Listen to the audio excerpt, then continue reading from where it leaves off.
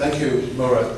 I think our next speaker needs a little introduction. It's Christian Wolmar, rail expert, commentator. I think we can't get you over your screens most of the time because there's so many issues around the railways, and you're always asked to comment and pass on your expert knowledge. So over to you, Christian.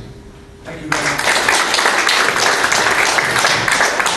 Thank you very much. I'm also the only declared candidate so far for the election, and I'll be holding a fringe meeting at the Labour Party conference about my campaign. Those of you who are going, I've only got 5 minutes, and I'm conscious I was passing those notes to you, so I'm going to try and rattle through what I have to say.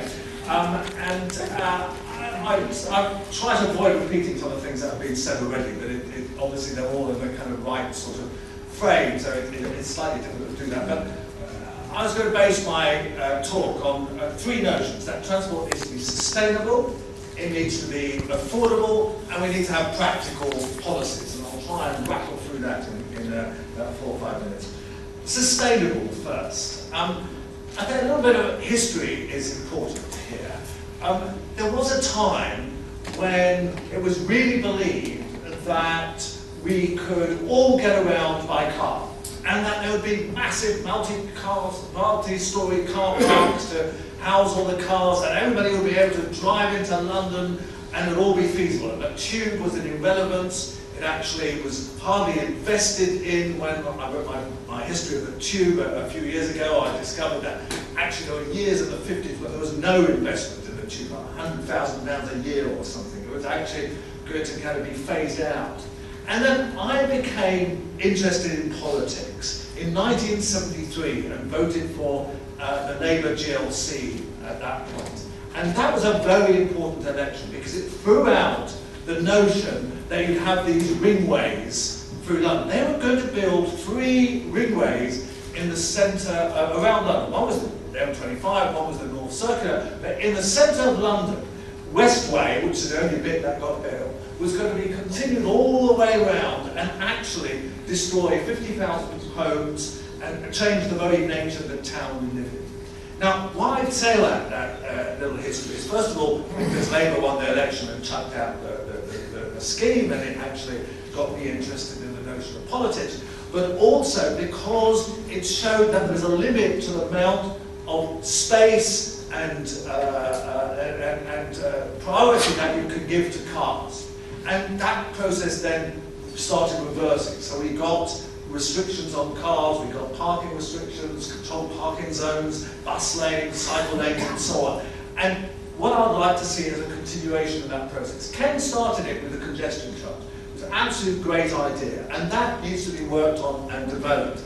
We actually need a city where the car is no longer the priority, particularly in the centre.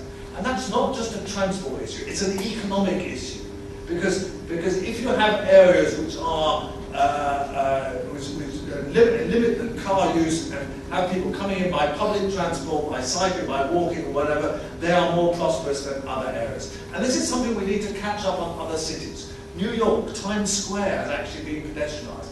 The new mayor of Rome, who is actually, like me, an amateur politician, he was actually a plastic surgeon of all things, became mayor a few months ago and has said he's going to pedestrianise the area around the Colosseum.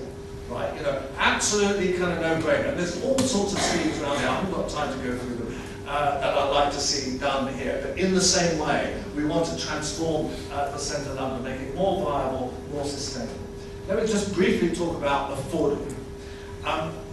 Obviously, the overall issue about fares increases is an outrage. We've had 11 years of above inflation fare rise, and unfortunately, Sadiq was part of the government that actually kind of continued those policies. I'm sure he regrets it now, and I'm sure that actually we are going to get Labour to promise that it's not going to have above inflation rises. I wrote a piece for Labour List, the blog this week, kind of hoping that Ed Miliband would take on that policy and say, we're going to end above inflation rises, because it is actually outrageous. Now, at the more micro level, there's some things that we can do specific for London.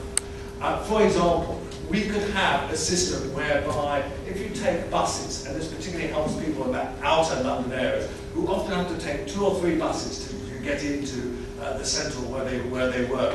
They could actually have one ticket, just one use of their Oyster card to take 2 or 3 successive buses, say for an hour.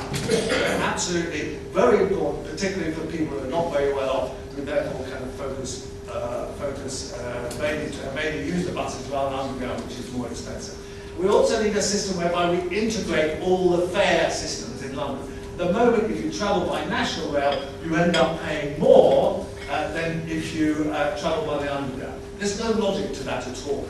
And in cities like Hamburg and Berlin or whatever, you have massive transport systems which extend kind of 30, 40, 50 kilometres outside town, and the zones and all the zones are kind of the same, whether whatever method we're using, a tram, the U-Bahn, S-Bahn or whatever. And there's no reason why we shouldn't do that.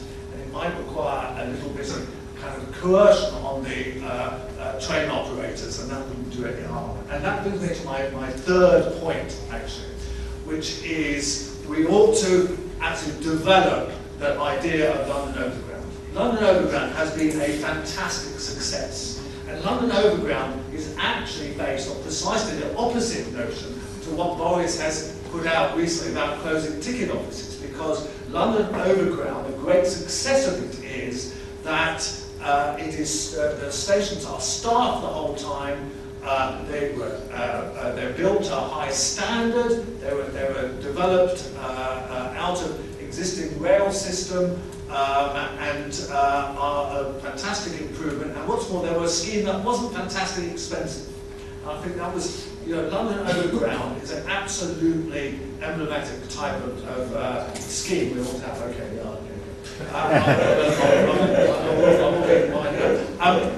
And what I'd like to see is more of the train services that operate within London and maybe just outside London, taken over by Transport for London and given the London Overground treatment, which is a superior type of public transport system than the National Rail, where you have, as I say, staffed stations, you have new trains, you have high frequencies, and so on. And that would particularly benefit South London and South Londoners. And so overall, actually, a policy that extends beyond London, I'd like to see all the franchises taken back as they run out. And I also hope that is something that